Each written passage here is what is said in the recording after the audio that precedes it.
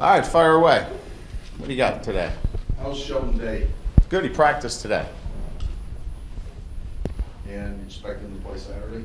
He can play Saturday. We'll see. You know, he obviously missed Tuesday and Wednesday, but he's available to us. We'll see how he responds.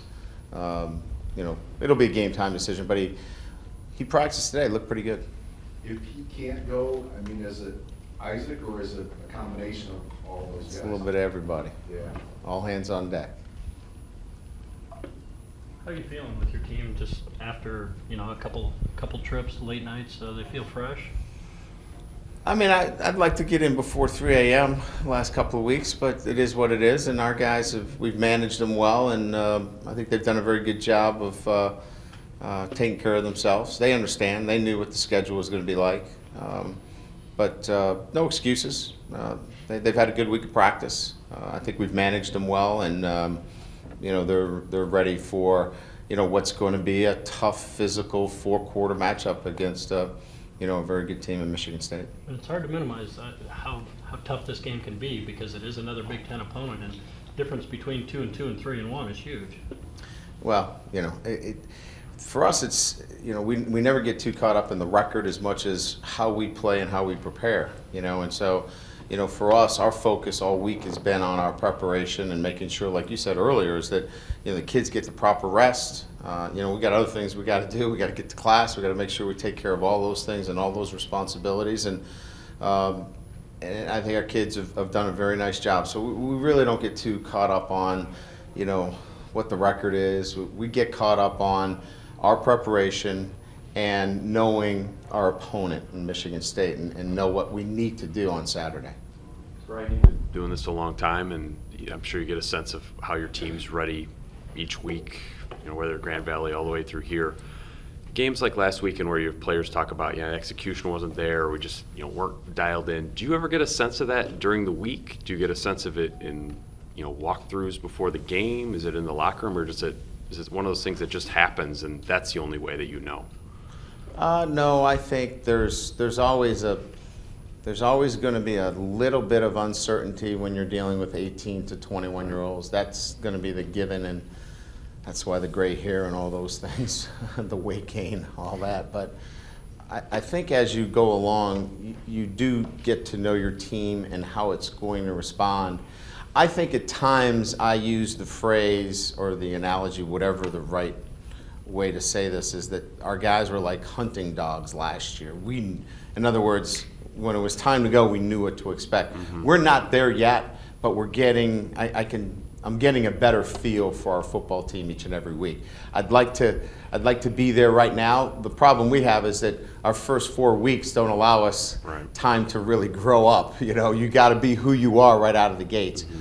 I'm getting a better sense and feel for that. We had a good week of practice. Is that a leadership, not an issue, but last year's group, not to, you know, play in the hunting dogs, but did you have more leaders of the pack last year, that type of personality, and those personalities haven't quite come out yet?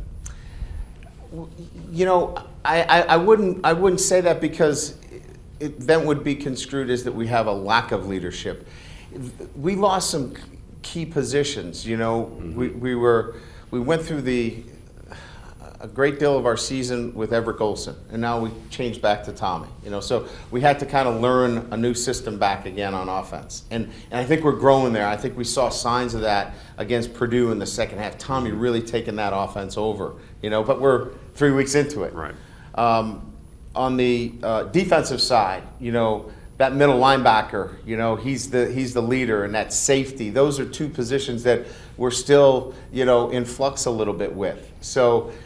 I think we've got leaders, we just haven't got that position nailed down yet. I think once we do, we'll have the leadership that we need. A couple of years ago, you had a really effective guy with Jim Morris in that newly created star position. Are you confident in the current defensive packages, and, you know, with like Jalen and Ben at the dog position there, that you don't need that position? No. Cole Luke has been playing that position and we haven't been as productive as at that position. Obviously, we've got to get off the field on third down, and that has not been a productive thing for us. So we have to get better there. There's no question. So we're looking at all of those, evaluating all of the positions on defense. But no, that's an integral part of what we do. All teams have to have sub-packages, and sub-packages are evaluated just like all of our other base defenses. Is it more important to have that package, like against the caliber of, you're facing more and more running threats at quarterback? No, not. It's more down and distance predicated than it is necessarily about a quarterback that's able to run. So those sub packages have more to do with their personnel on the field. You're matching their personnel, and you're matching down and distance. And there's been like 3 or 4 occasions this year where it seems the other team encroached before the snap. I mean, this is his first year at center. Do you want him to snap that, or is he uncomfortable yet in seeing what the offense is doing? Well, it's a little of both. We teach in that instance right there that in that instance the quarterback can ask for the ball. In some of those instances, 5 yards wasn't going to be enough for us, or we wanted to see what the defense was doing and that we were looking for more than 5 yards. But we did draw Temple offside early with a deliberate try to pull him offside. So it really just depends on whether we're trying to do it and we will snap the ball, or if you make contact, we'll take the 5, but we're not necessarily looking for the 5 yards. We're more trying to get a tell as to what the defensive configuration is. Brian, has Alex Welsh had difficulty rounding back into form from last year's injury, or are you just going with the top 2 tight ends? No, I think he's done well. We've really just gone with 2. Brian, you've got several guys that project as high pro prospects or high draft choices next year. And I know your focus and your culture is, I want them worried about winning championships and not the pros. But do you take their temperature during the year to see, if they're thinking about that and if they're worrying about that? I don't have a direct conversation with those guys about, hey, what are you thinking? Are you thinking going to the NFL? I don't have those direct conversations with them. But we have just started the process of being proactive with all of our players. It's important to lay down a good foundation and a transparent foundation of, hey, here are the things that you have to do along the way if in fact you want to look at the NFL. So I don't want to paint the picture as that we don't talk about aspirations and goals and dreams of playing at the NFL level with our players. We just don't have those daily conversations about the NFL during the season. We try to do a lot of that in the summer and try to be proactive with it. But I don't have a weekly or even a daily conversation about NFL in season. One thing I also wanted to ask you about was, there was a lot of talk after the Purdue game about maybe some people on Purdue said we could tell what Notre Dame had coming because of formation or personnel groups and so forth. I just wonder about your self-scouting process. Do you feel confident that that's taking care of that kind of possibility? I've been doing it a long time. We've been self-scouting for a long, long time. We lined up in the same formation 12 times, 11 times on the last drive. They knew exactly what we were doing, and we had the ball for 7 minutes and 22 seconds. So, it's still about execution. Those are good sound bites and all. We know what our tendencies are. We have those self-scouting information at our fingertips, first thing Sunday when we get in from our graduate assistants. So, I don't know how to respond to that other than we're responsible on our end to make sure that we have all that information, and that we have to be able to break tendencies if we have them. Generally speaking, bye weeks are where we do a more thorough, evaluation of those things. Brian, talking to kind of a cross-section of juniors and seniors this year, a common theme is that their third year here is when they start feeling fully comfortable. And I mean, it makes sense that they're matured and everything. Do you find that to be kind of more indicative of Notre Dame, or has that been that way across the board for you? A lot of them even say, like, hard to compartmentalize practice. They show up and, they have classroom worries and things like that, and their junior year kind of clicks. Yeah. Well, I've been at different institutions, and Notre Dame is like no other. So I could give you an answer that would be different for different institutions. There's a different rigor at Notre Dame as it relates to the year-round academic, process for the kids. I kind of like the young kids, come in and they're not hindered by NFL, and I'm not saying the older kids are by any means. They don't think like that. They're just going to go play. You know what I mean? Sometimes it's better that they don't know that they don't know. You know what I mean? I like a kind of mix of those kids, but you do want those veterans that know what to expect on a day-to-day basis. I like a good blend of all of them. Notre Dame, though, it's good to know the routines and what to expect on a day-to-day basis. So I think it's a little bit of everything. From that, it's kind of the one guy that shot down my question when I said that, and they'll probably understand right away, was Cam McDaniel.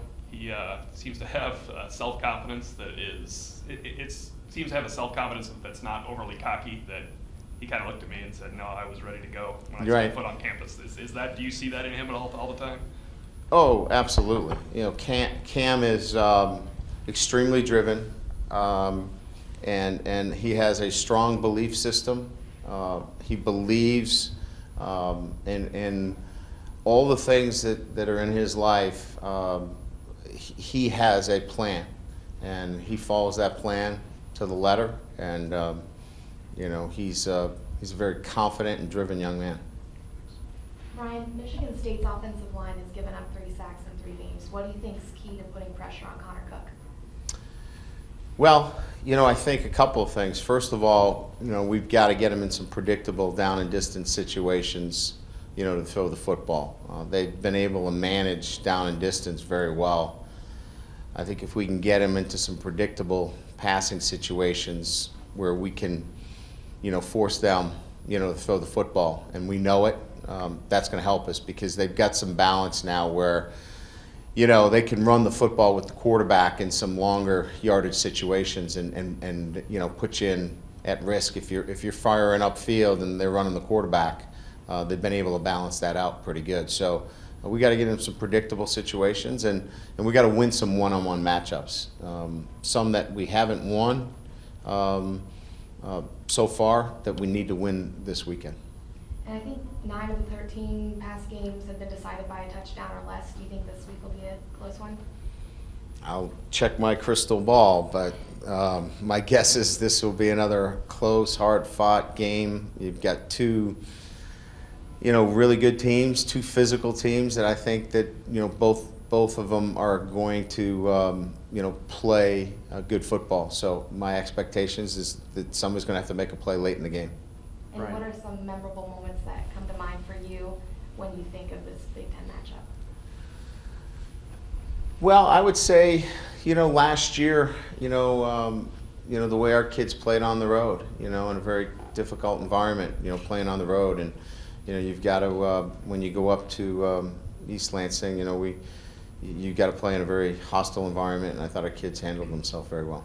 Brian, this is kind of off topic, but there's a pretty good chance that Theo is going to see his first real time with the Lions this weekend just due to injuries and whatnot. I was curious if you could, just kind of quickly revisit what you think makes him an NFL caliber guy, and if you think that his position switches multiple here maybe helped him get there, even if it was a roundabout way. Yeah, I think his versatility, from my understanding and talking to their coaches in particular, has position coach, that you know, ability to catch the football and run the football definitely helped him. I think more than anything else is professionalism, the way he came to work every day, somebody that you know, can run on his own gas. You never have to worry about Theo Riddick in terms of where he's going to be. He's just in one sentence, a kid that you can trust and count on, and it doesn't surprise me that he'll have success. Thanks. Saturday night when after the game gets over, Arizona State's going to be playing Stanford. Do you get a chance to watch some college football afterwards, especially a couple of future opponents? It really depends on what my kid's schedule is. You know, if they're, you know, if they've got something going on, I'm usually chasing them around. You know, it really depends. I think half the time I've got kids running around my house because they're over, so I don't get a chance to have what I want on TV half the time. We'll take one more. Just going back to Michigan State's quarterback with Cook earning that starting job finally, is it a fair assessment to actually be able to watch him against a Youngstown State? You know, how much can you actually learn about him when that's the team that he's playing against? No, I think we've got enough of a body of work in the other couple of games that he played in that we can tell what his strengths are. He's a big, strong kid. He's got a live arm, and we know what they want to do with him. Look, as much as we've talked about Connor Cook running they're not going to. This game plan is not about Connor Cook winning the game running the football. This is about their defense, and this is about them controlling the football and making some big plays. Now, Connor Cook will do what he does within that system, but this is still about Michigan State football, and that is playing great defense, running the football, and the quarterback managing the game. Now, they've added him as a dimension of running it, but I think we've got a pretty good sense of what he'll do. Great. All right, thanks.